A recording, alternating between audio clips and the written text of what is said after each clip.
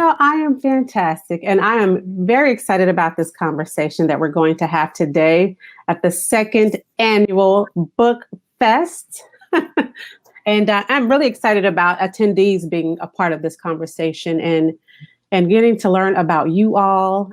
You all are just a beacon of light for my husband and I here in DC. So this is just going to be a fun conversation about. Forward to chatting with you. Say that again. Forward to chatting with you. Likewise. Thank you. Yeah. So we're live. So let's get started. Why Black books matter. My name is Ramunda Young, and I'm excited to be here to represent 1/3 of MahoganyBooks. The other parts of MahoganyBooks are my husband of 18 years and our daughter, Mahogany. And we're based in Washington, D.C. and been in business for about 13 years now. I can't believe it.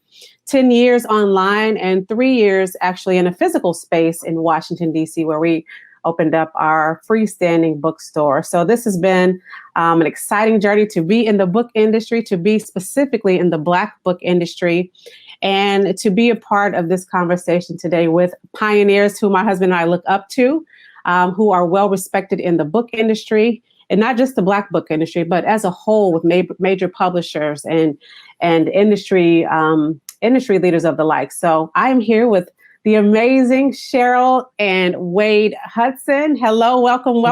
Hello. This is going to be good. And I'm excited for people to learn about your story, learn about your commitment to Black books, learn about your ups and downs, perhaps in this book industry, which we have tons of war stories. I'm sure you guys do. Yes, indeed. I'm sure you do. But I want to read a little bit of information about you so people kind of get a sense of who you are. And again, you are a dynamic husband and wife team, which I love. My husband and I are in this business together too. So it's always a bright spot to see people who are in love with work, in love with each other, and in love with the movement and the commitment to Black books and our culture. So you guys give me a glimpse of what hopefully my husband and I will look like and look forward to in some years to come. Decades down the road, right? But you look good. So again, I'm honored to introduce you all here at BookFest, the second annual BookFest, to a dynamic husband and wife team who have been in the book business 3 decades, over 30 years right now. Cheryl Willis Hudson is the vice president and editorial. There she is, editorial director of Just Us Books. And Wade Hudson is the president and CEO of Just Us Books. And both of you have written about 20 books between you, right? Or separately, each of you have done. Separately, yeah. Woo, one day. But 20 books each. And you've come out with several books from major publishing houses as well. And I'm excited about the talk that just came out not too long ago. And we were excited to be a part of that process with letting the world know about it and hosting an event with you all. So thank you for your service. Thank you for your work and your commitment to Black books. Thank you so much, Ramunda. We're really happy to share some time with you and with LA Book Fest. We've got some stories. We've got some stories about Wade and myself, husband and wife team. And actually, our business is 32 years old this October. And we've been married for a few more years. More than 32 years. Right. So we've been in this work together as creatives and as authors from the very beginning. Wade and I met in Cambridge, Massachusetts back in the 70s. And both of us were involved in writing and publishing and editing and sharing our stories. And we've been on this journey since that time. Why don't you share a little bit, Cheryl, about how we started Just Us Books and why? Well, please. Just Us Books was actually incorporated in 1988. But the first book that we worked on together was an alphabet book. And the company actually started before the book business did. We were doing wall designs for our children and spelling out their names with the characters drawn. I'm a doodler, and I had been looking for some images for our daughter's playroom and had a hard time finding them in any kind of commercial or retail space. So we began doing A is for Apple, African alligator, and we self-published the Afrobets ABC book, and that started us on our journey to publication in an institutional sense. We got so much response and that was done as self-publishers, going online, selling in subways, selling to distributors, selling to daycare centers. And within the first 3 months, we sold 5,000 copies of the book, and decided this is something that we really need to do. We were denied by a lot of major publishing companies who didn't think that concept was worthy of publication. But there was no market. Or there was no market for it. Or we would need some big celebrity name to endorse it in order for anybody to buy it or buy into it. Ramunda, you would appreciate this. When we first started, we recognized that we had to go to the people, not depend on distribution and wholesale outlets and those folks who were really the conduit to getting to the marketplace. So we did a direct mail campaign, reaching out to sororities, fraternities, church organizations, church groups. We went to conferences and other festivals where Black people were, again, taking our books directly to the people. And that's how the 5,000 copies were sold in such a short period of time. And so we moved from publishing the Afro-Best book to doing the counting book, the 1, 2, 3 book. And from there, the Book of Black Heroes. And these books are still viable. They're still being sold and people are still buying them. And to make a long story short, after 32 years, we published hundreds of books, and we've given many Black authors and illustrators opportunities to be published in the industry. And some of them have gone on to, fantastic careers like Sharon Draper. We were among the first to publish her. And Nikki Grimes was one of our earlier writers as well. Right. So I love that there's some parallels. Again, I'm taking this moment to really just be all excited about my husband and I and you all. But when I was reading about you guys, there's some amazing parallels, just thinking of your journey so far. My husband and I had no experience in starting a company. And I think I read that you guys had not had a company either, but you were driven by your kids and the need for them to see themselves in work. And so for us, we were driven to see, we have a daughter, as I mentioned earlier, Mahogany, but it was important for us to allow access to Black books. And we didn't see those books a lot of places as much as we thought we should. So it's just very interesting to hear that you guys started without any of that experience. And I want people who are watching this video too to really be inspired, because you guys are trailblazers. And a lot of people think they have to have all these different pieces in their life to be successful, to step out on faith and to make things happen. And you guys are a shining example of that and the legacy that you've created with Just Us Books. So I just found that very informative and excited to see that you guys started in that capacity. I'm sure, Ramunda, that like Cheryl and I, you and Derek were socially conscious. You were aware. So even before you took the step to start your publishing company, I bet you were involved in other aspects of community involvement, community organizing, as was Cheryl and I. So it was really a continuation of some things that we were doing, and that is trying to make a difference in our community. So publishing was another opportunity to do that, and we recognized that there was a need of books that we could not find for our children and for ourselves when we were growing up. But again, I think that being aware of the term now today is woke. Being woke. I'm sure you guys were woke as well before you started your company. Absolutely. Culture and our history has always been a part of who we are, whether it was joining different organizations, the NAACP or the Urban League in college. So before we even thought about business, both of us attended HBCU. So even that type of historical connection spoke to who we are as people. So it wasn't this big trend. It was something that was who we are, still is who we are, a commitment to community. This thing is bigger than us. It's bigger than you all. It's bigger than all of the Black bookstores that are out here right now, the ones that are still remaining and those that are coming on as well. But when I think of Just Us Books and back then, kind of give us an idea of what it was and how it felt when you guys first started. Were people excited to hear about you? I know you mentioned, you had this book idea and other people were like, no, we're not trying to hear about this book, or Black people are not reading, or this is not marketable. So tell me a little bit about that, and how did you move past that and say, you know what, this is of importance to us, we're going to do it anyway?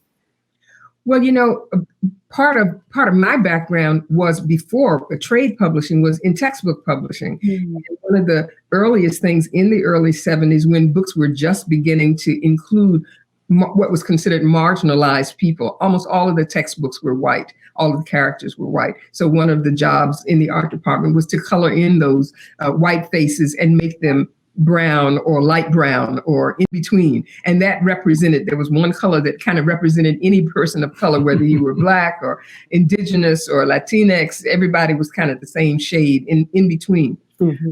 Moving forward to trade publications, we thought that we had to take these ideas to major publishing companies to have them published. I mean, we weren't really thinking about being publishers. We were just thinking about telling the story, because there were only a few: Walter Dean Myers, Virginia Hamilton, Tom Fielding, Eloise Greenfield, Jerry Pinkney. There were 5 people who had books published. Basically. Yeah. And, major publishers said, well, that's enough. We got our Black person, So it was kind of really an epiphany to us, and it shouldn't have been, that we could tell our own story and do it ourselves rather than depend on someone outside of our community to do it. So those early days were heady in terms of getting feedback from our community, because we knew that we read books. We wanted our children to read books.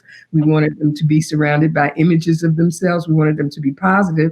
It was just a matter of getting something into the marketplace. So we took that leap of faith and said, we can do it ourselves. Here's a book, how to publish a book, copyright, trademark, how to do a mechanical, how to find an artist, how to copy edit. So we had to utilize those kinds of skills that you can find in a book, and now you can find online. There are conferences and workshops and organizations that will show you how to put a book together. But we started from scratch ourselves and built on that knowledge base that we found in books. And some at that time there was no online, there was no AOL, there was no World Wide Web. That was in 1988. Yeah. So that was pre. But what we found, Ramunda, was that we were actually continuing a rich history of Black book publishing. Mm-hmm.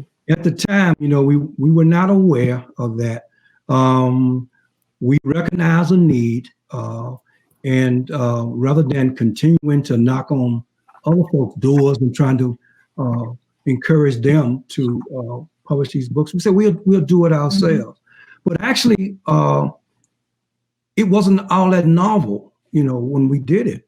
Black folks have been fighting to tell their story for centuries. Whether you're talking about in 1827 when Freedom's Journal first started, the first Black newspaper, and in that editorial, what they said was, we wish to plead our own cause. Mm-hmm. We don't have others spoken for us about things that concern us dearly.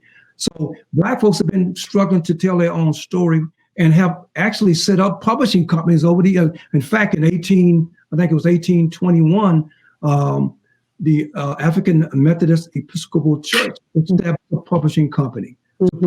for their church and for their Sunday school. So we're continuing a rich legacy.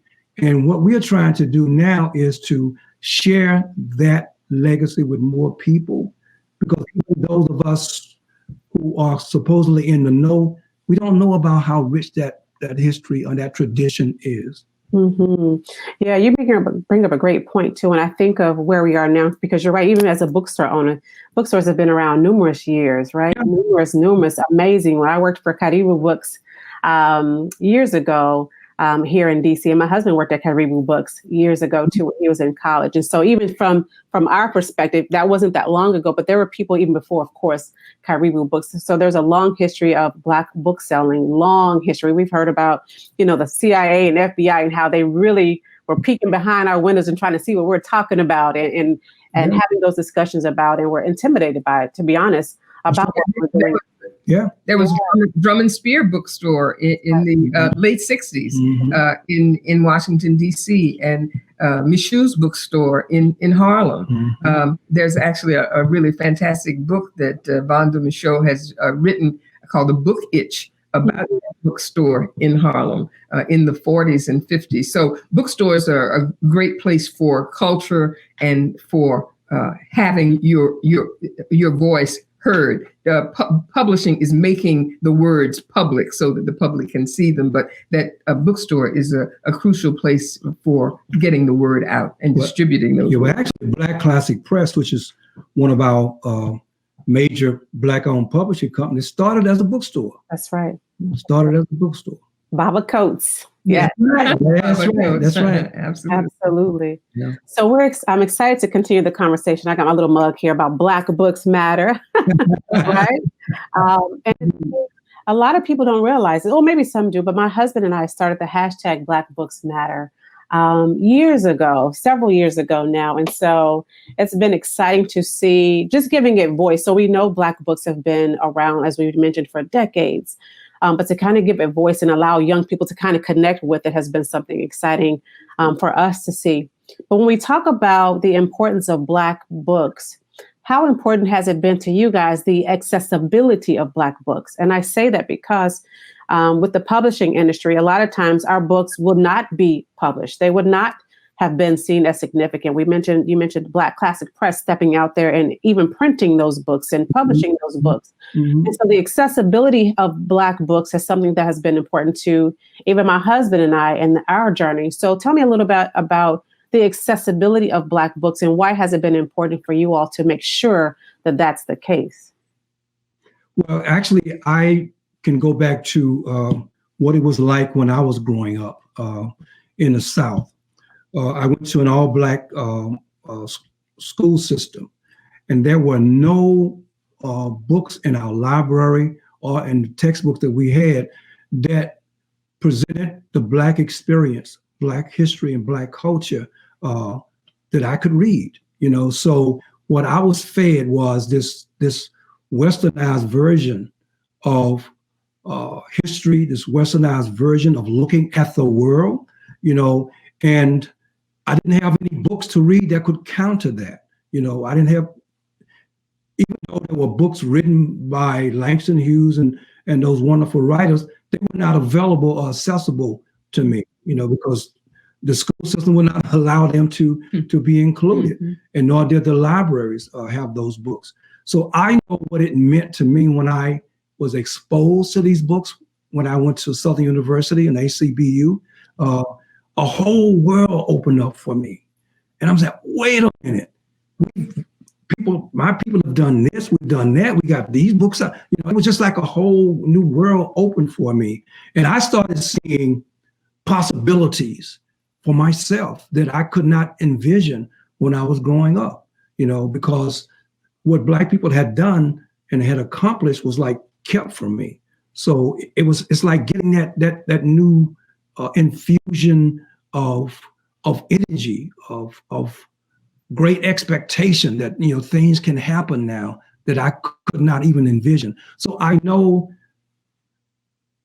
the difference that having books that speak to our experiences and to who we are, how important they are in promoting positive self-esteem and helping us to, particularly our young people, to love and appreciate who they are, and to also understand that they too come from royalty. They are kings and queens as well, and I think it's just so important in terms of just being able to be inspired to do all that you can do so you can be all that you can be.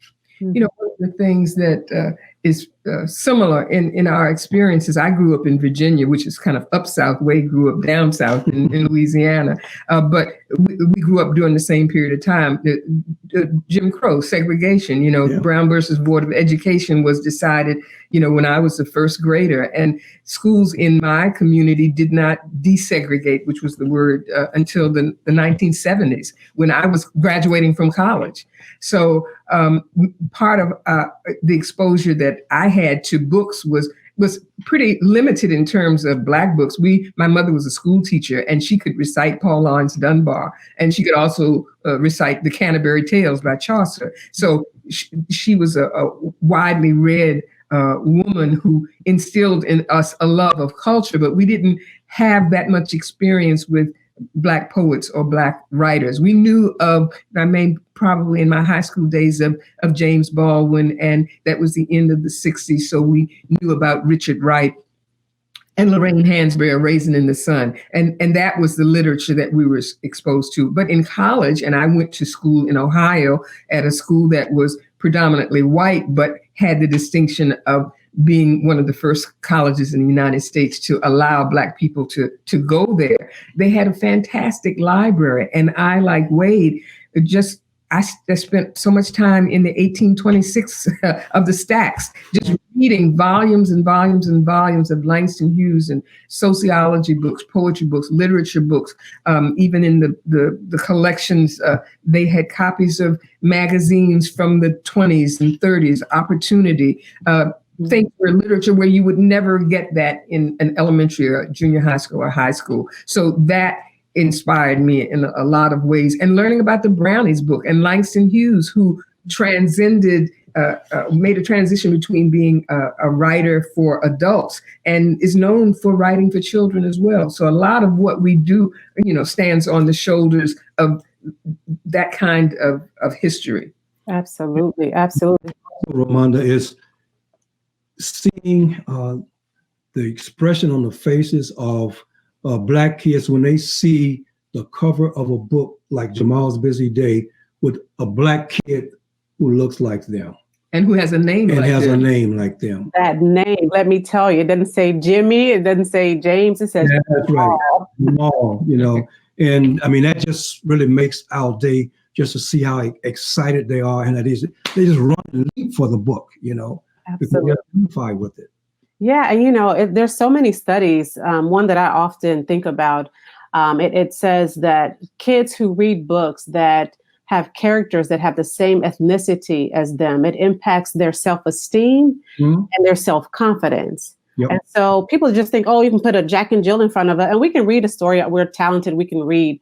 But to have that connection that impacts our self-esteem and our self-confidence, to me, that is what encapsulates the importance of why Black books matter, because those other books, I can read them, but that connection is not the same. And so to see a book immediately when I saw Jamal, I know that impacted me. When I go to the store, I never ever see a name says Ramunda on anything, right? Or Jamal, right?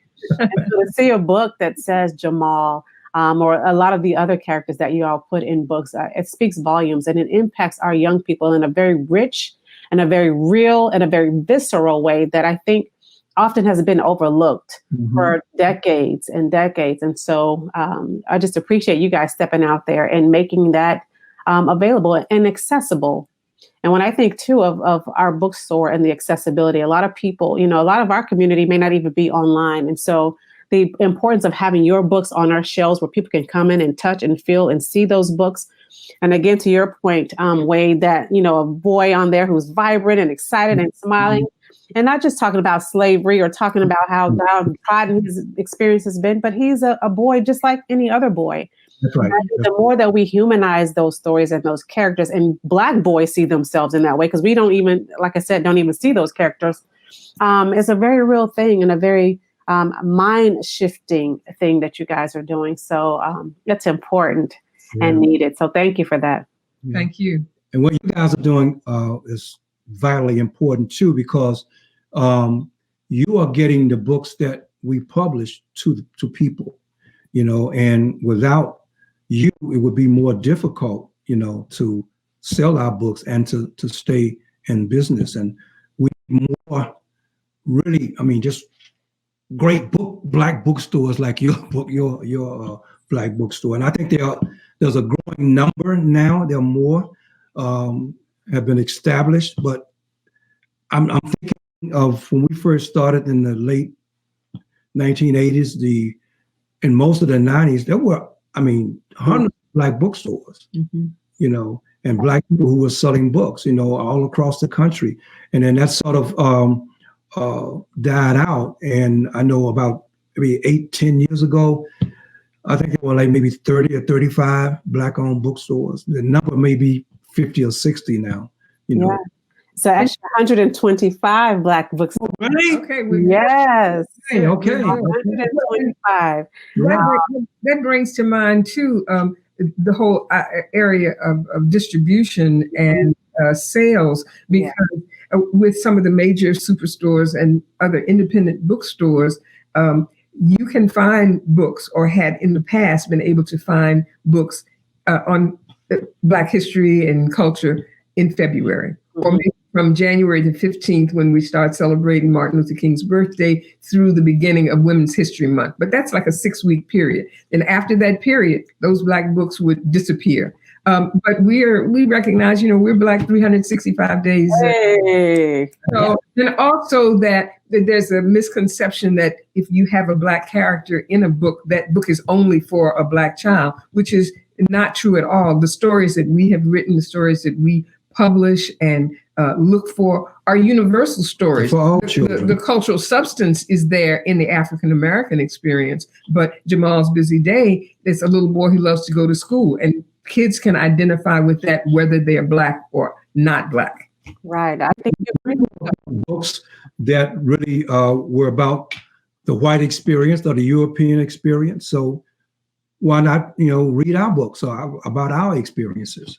Yeah, you guys bring up a great point too, because oftentimes people who come to our store, we're in DC, we're in Anacostia, where it is about 90% Black there, but we're a bookstore that sells to any and everybody. But a lot of times people come there and they feel like, oh, it's just Black books. I'm not supposed to read this. And I'm like, this is history. Mm-hmm. That you all need to know about, that is important to even the richness of their own lives, of their own development. So you're right that when you say, people think, oh, it's a Black book, maybe that I can't relate. But we had to, that's a whole other, so we had to learn to relate and assimilate to a lot of the things that we read. But I think it's important for other people to know that this information, these stories, these characters must be read by them to even open their minds to who we are as a people. I think it's important. We know who we are comfortable, and I love the skin that I'm in. But I think other people, for them to see that value, to see us as, like you mentioned, Jamal, just being this free, loving and happy, smiling young person, it's important for everybody to see that. It's not just He enjoys school. He enjoys going to school. He looks forward to it. Absolutely. Any kid can relate to that story. I remember we were at a conference some years ago, and we used to have a big poster of the alphabet kids, contorting their bodies to make the shape of the alphabet. And a white kid was with his mother, and she sort of let go of his hand, and he ran to the poster just as, oh, I want this. And the mother ran and got him, took him by the hand and said, this is not for you, and led him away. But the little kid, he didn't see color. He just saw kids enjoying themselves, making the shapes of the alphabet, and he was drawn to that. But the mother stepped in. So I'm sure that she probably had a conversation with that little boy about what is the correct thing to do and the incorrect thing to do from his white perspective. Yeah, that's just a missed opportunity, and hopefully he'll get an opportunity, down the road. But yeah, it happens all the time. Like I said, in a bookstore, so people feel that like it's just exclusive. No, y'all come on in here. Y'all need to read this too. But you talked about the book industry a little bit, and I want to go back to that. So you've been out here in this game, in this book industry for 32 years. How have you seen it change? And I know at one point there's tons of bookstores, then it kind of dipped, and it's, like you mentioned, on the rise now. What has your experience and what have you seen in the industry has changed from then until now? Well, I think that we've seen that there's a growth in publishing. There's a huge growth in self-publishing because I think based on what we've done and some other publishers have done, people see the opportunity and have made opportunities for themselves. If major publishing, the big five, don't accept your manuscript, don't see the value, you can publish it yourself. So the internet, the World Wide Web, all kinds of digital formats have made that possible. But there has also been a recognition with major publishers that Black people, Indigenous people, people of color have stories to tell that people do want to read, and it's marketable, and those books make money. if they sell them and position them in a way that they are available. So there's been a growth. There's not as much as it needs to be. There still need to be more editors, more people involved in marketing, more publicists, more book reviewers to get books to the public. But I think it has moved, not completely exponentially, but it's moved. The movement has moved ahead. Mm-hmm. I agree with Cheryl. I think one of the problems that I see is that there are so many gatekeepers, not just at publishing houses, but there are gatekeepers in distribution and with wholesalers. These are people who determine what they're going to carry. And many of them are still operating from that white gaze. They're still operating from this white perspective. And if they include a few diverse titles, then they feel that they've accomplished their goal. And I think what needs to happen across the board, everybody who is involved in publishing, getting books to in the hands of people, even libraries, need to be on board in recognizing that there needs to be a concerted effort to bring more diverse books in publishing, but also in the marketplace and in the hands of readers. And that same thing is true of school systems and textbooks. Yeah. Textbooks are some of the only books that some kids will ever see. They may not have a personal library. They may not have a library card. They may not have, and there are increasing numbers of schools that don't have a media center in their school. So they don't have access to the public free system of libraries or private system where they can buy their own books. So in publishing, in school systems, those textbooks are the only place that they're going to see the printed word, or maybe perhaps magazines. So there's got to be more exposure and more availability of Black literature, of diverse literature within the curriculum as well. And that's supplementary, but sometimes you read the readers for American history or American literature, there are excerpts from famous writers that are the template or part of the canon. We need to be more a part of that canon as well. Yeah, that's so true. And that made me think of, we're still talking, referencing that access to books, whether it's in the libraries or whether it's in the curriculum or our schools. I was just thinking, I grew up in Tulsa. I'm from Oklahoma. My husband's from DC. Grew up right near Black Wall Street. My parents still live there to this day. But I was not. Floyd Cooper? Say that again? Did you know Floyd Cooper before? No, I did not know Floyd Cooper before. He's from the area too. He's from Tulsa. Yes, absolutely. Absolutely.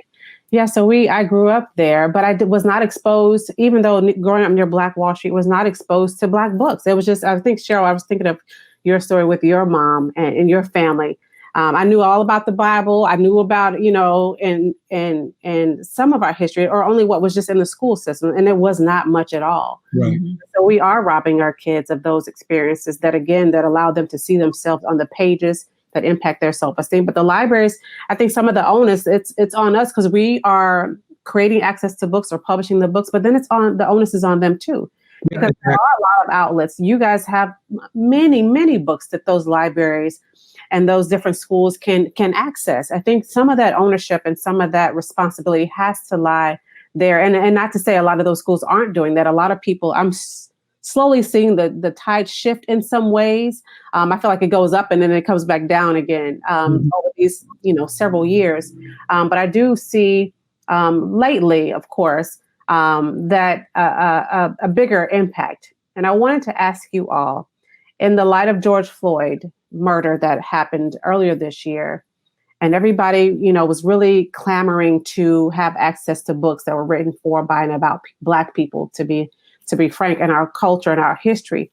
How did that impact Just Us Books, your publication, your publishing house? Was there any movement? Did you feel like sales went up, down? And what's your thoughts about it? If sales did go up, what's your feeling around this whole idea of people now excited about reading Black books? Well, yes, our sales were impacted and did go up. In fact, a number of Black-owned bookstores who would maybe order, maybe $100 worth of books a month, we started getting orders for like $800-900 worth of books because the books were moving. And we sold a lot of books because we have an online store, and we sold a lot of books that way. Amazon.com sales went up tremendously. So we did sell a lot more books.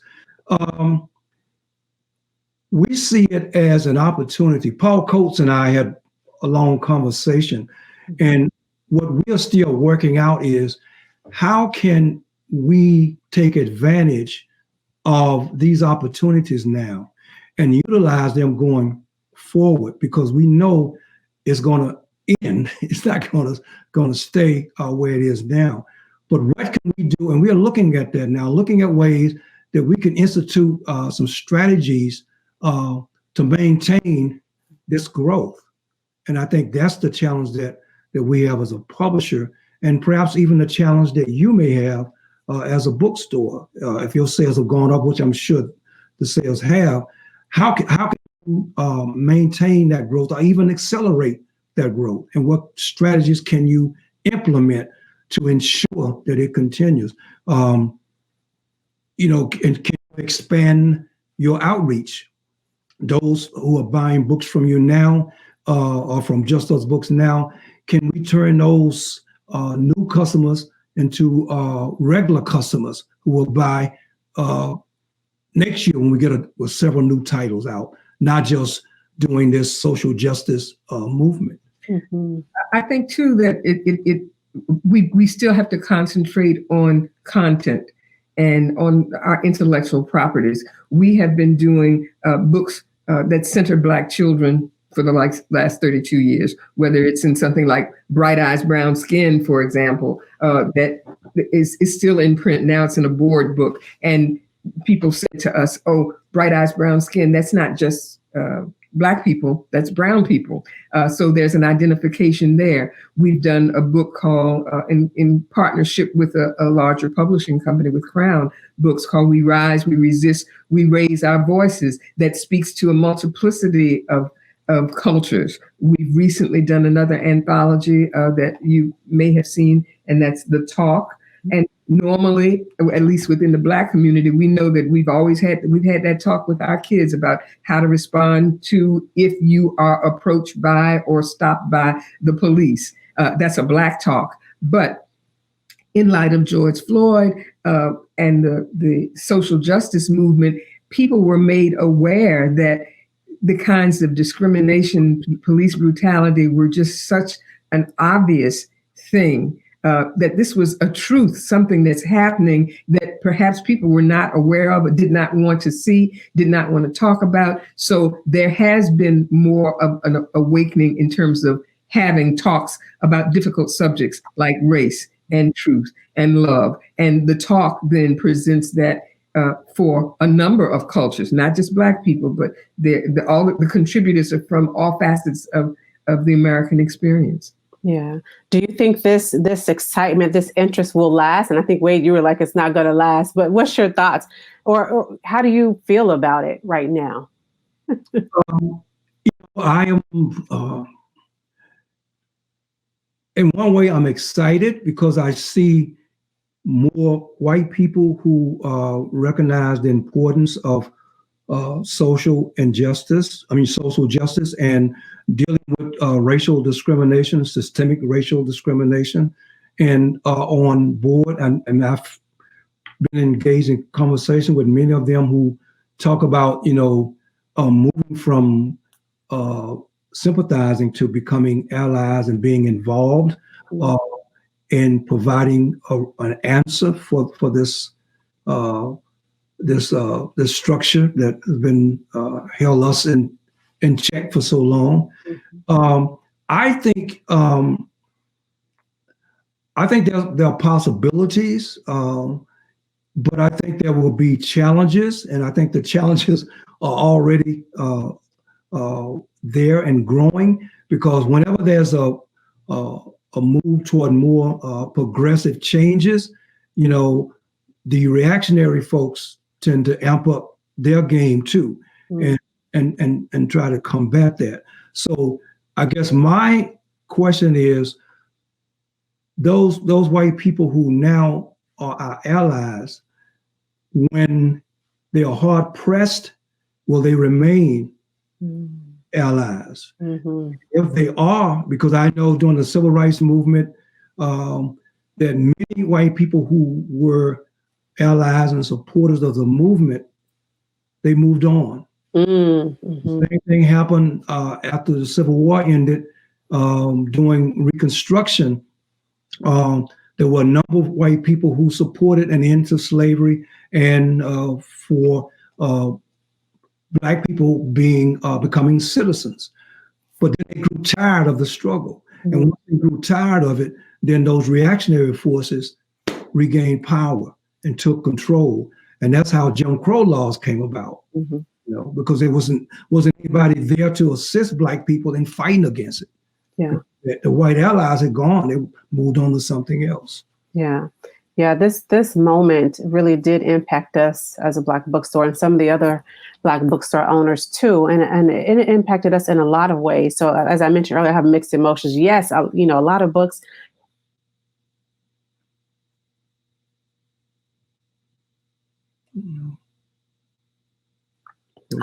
Those 45 days after he died, we sold 100,000 books at our bookstore. Wow. It's crazy. We're still trying to grapple with some of that. And so compared to the year before, it's crazy difference. Mm-hmm. But it really came from, as you mentioned, white people who felt, I think when I think of what is that attributed to, what made them say, oh, I got to buy a Black book. I think two things started this year that really made them open their eyes. When our eyes have been open year after year after year, this is not something new, his death or his murder. We've seen that occur year after year. But I think two things really spurred when my husband and I kind of reflect on why did this happen? How? One, I think the video of the woman in the park in New York, I think her name was Amy Cooper. Mm-hmm. And I think in the past, people would hear about how white women responded to certain incidents responded to certain incidents and then how they showed up in those moments. And I think a lot of people were at home. We're in the midst of a pandemic now. So they were at home to see that image of a woman really saying she was fearing for her life. And in that same moment, to see that live, I think that resonated with a lot of people. I think it resonated with a lot of white people because they saw themselves in that moment, right? Mm-hmm. And then the second one was the death of George Floyd, the murder of George Floyd. To see a person, lying there, begging for his life, and the calm and the nonchalant attitude of that image of the police officer with his knee on George Floyd's neck was another eye-opening experience for America to see. Because in the past, it was always a reason that, somebody was screaming for help or they did something to attribute to that. But those two events that happened actually almost within the same couple of weeks. And I think the third one was Ahmaud Arbery, who was jogging. So all those three incidents back to back with people out of work, at home, in front of their televisions and social media, there was no place to run. They had to see those images. And in doing so, they had to turn and reflect on how am I showing up in those images? That looks like how I may have acted or responded in an incident like that.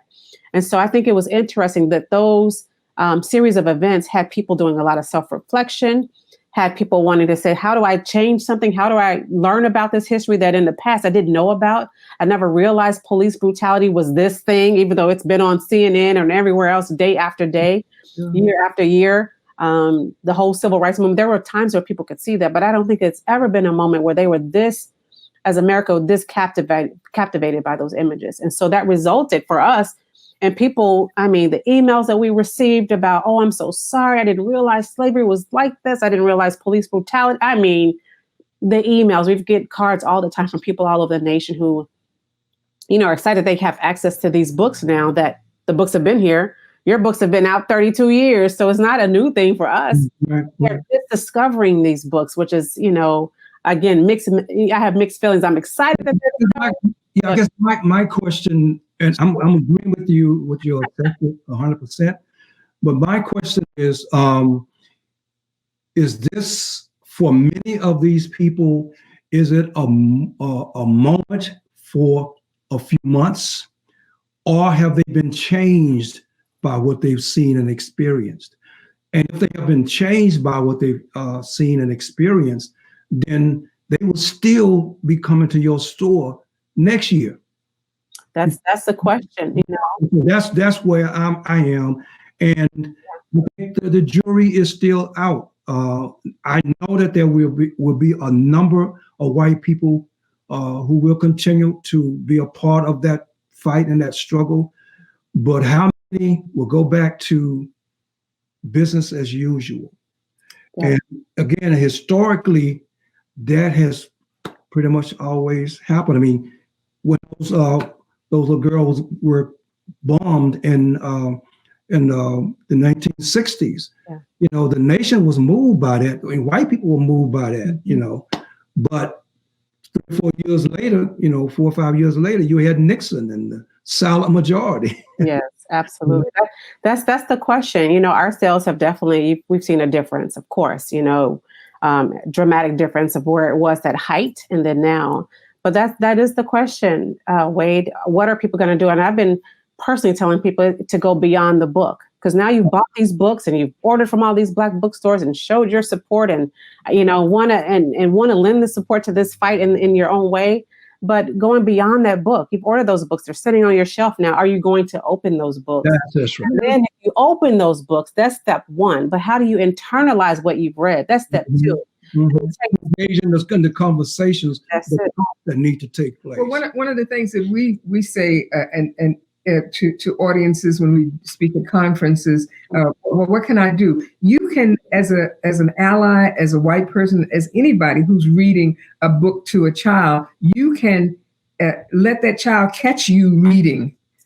You model behavior by not just putting that book on the shelf, but taking that book and reading it to your child, with your child, as a normal course, and not just during February. So if you want to read, we have a picture book called not Jamal's Busy Day, When I Was Little. It's about a grandfather and his grandson who go fishing, and they just talk about the old days. And when I was little, this happened. A beautiful book.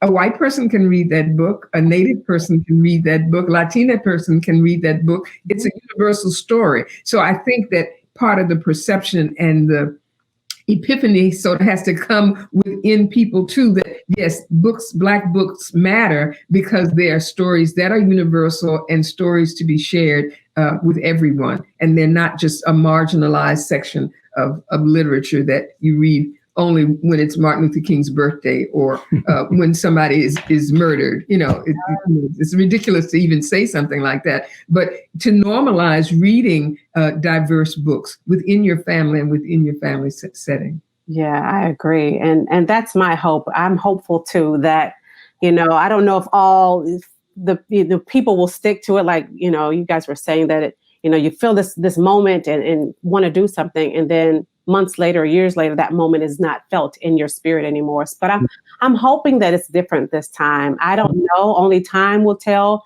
But what I do know, I've not seen this type of energy at this level. And I don't know if television and social media allows us to see it in a different way. And so people connect to those images and this movement and people in the streets in a different way, because we've been in the streets, right? And protesting for years, for decades. But I'm hoping that the younger people, the millennials and people who are Generation Z and X and all of them down the road, really, so many, I can't keep up with them now. But I hope that this thing really sticks with them in a very real way, that they take it to heart beyond the book, beyond those pages, and step out of their comfort zones. And not, as you were saying too, not just read it, but telling a friend, having salons in their home, having conversations, being online and having online conversations with people who look like them, and helping them to see what they've read or talk about what they read, because that's how it changes. You can have a book and order all those books all day, but if you don't take any action, I think that's the challenge I want to leave the readers and the listeners here at BookFest with, that you all ordered amazing books from amazing publishers like Justice or MahoganyBooks or any of the other Black bookstores. But I want to challenge them. I'm going to look at them right now. I want to challenge you to read those books, to internalize those books, to talk about those books, to share those books. And I think that's the piece that we're missing. That's where the hope lies to me. That's where the shift occurs. If they really take to heart what they read and take action about what they read. So Malcolm X said, I think he wrote actually, a white girl had come up to him and asked him, what can she do? And he said she was very forthright and honest in her asking him this question, what can she do to help Black people? And I'm sort of paraphrasing now, but and he told her, to get lost, essentially. Mm-hmm. He thought about that. If he had to do it over again, he said he would have told her to go to her community because there's work that needs to be done in her community.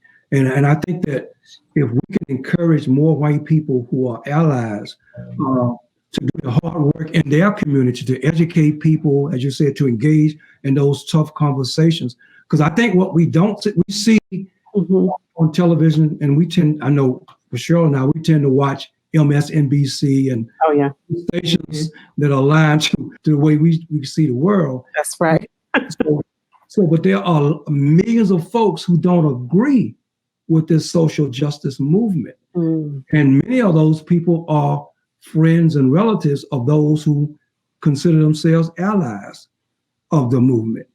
So when I'm thinking about is what's happening in those families, what's happening in those communities, because I think still probably 75% of most white people live in communities where there aren't any. Mm-hmm. Mm-hmm. So I think if those important conversations and talks can be had within the white community to educate people and to push back, on folks who think that Black folks are less than human or people of color less than human, you push back on all of that microaggression that you see against stereotypes. Mm-hmm. That's part of the work too. Yeah. And what we say for our books, again, we're Black 365 days a year. So we, talk about when I was little, we talk about Jamal going to school, we talk about daycare centers, we talk about heroes and not just one hero. The Book of Black Heroes is about 49 heroes or great women in the struggle, the women's movement. I mean, there's so many subjects and so much content there. So our theme really is that good books, at which we believe that we do, good books make a difference. Yeah. And I'm excited for, again, all the listeners and the people who will be a part of this amazing festival to know about you, mm-hmm. to know about the great work that you all continue to do by making these stories of a community available to everyone, stories of history and our voices available to everyone, because Black books really do matter. Yeah. Not just for Black people, as we said, for everybody. And so mm-hmm. I'm excited about that. I'm encouraged about that. I know the audience here at BookFest will be excited about that. Here's another resource for them to support and to really to patronize your business online or elsewhere. So before we end, I want to ask you, how can people find you? And before that, what's next for the Hudsons? Let me ask you that. What's next for the Hudsons really quickly? And then how can people find you all online if they want to support you? As I know all of you watching will support Just Us Books here. Yes. And onward. Yes. Ramunda, we are so excited about our next season. We have a new picture book that will be available in the spring. It's called, and it's from your neck of the woods, it's called Papa's Free Day Party. Mm-hmm. And it takes place in Boley, Oklahoma. And one of the first Black towns in the United States, written by Marilyn Nelson, who is a fabulous poet, former poet laureate of Connecticut, illustrated by Wayne Anthony Still, historic fiction, but based on a family story. In the fall, we will have another book on Kwame Nkrumah that's written by Usini Perkins and illustrated by the fabulous Laura Freeman. We have some other middle grade readers available, and we're working on another anthology. Really, I don't think we can tell the title of it yet. We signed a deal, but we're going to work on another that really is celebrating Black life and Black culture. And on a personal level, I just recently released a volume of poetry. That's right. Called Journey, that was published by Third World Press, the oldest Black-owned publishing company in the country, Hakeem Mabuti. And also, I'm working on a coming-of-age memoir that will be released in September of next year by Crown Books. So a lot of exciting things are happening. And if people want to find out more about us, they can just come to our website, which is justusbooks.com. Wonderful. Thank you all. And I want to do a special shout out for Patrick Oliver, who is one of the threads that kind of connected us all together. Yes. I want to shout him out. He's been a dear friend for many years. When I worked at, I think, Howard University Bookstore years and years ago, I worked there with Patrick when he was working with different events and different authors. So shout out to Patrick. He's our agent. He's our agent now. He does our booking for us. Yeah. Right. Wonderful. That's my guy. That's our buddy. So shout out to Patrick here as well. But thank you, Coach. Yes, indeed. Yes, absolutely. But thank you all. People. Thank you. My pleasure. Thank you. So definitely everybody visit justusbooks.com. You can find them on social media at Just Us Books, and you can find Mahogany Books on social media as well. But thank you all and enjoy the rest of the book festival. Thank you. Thank you.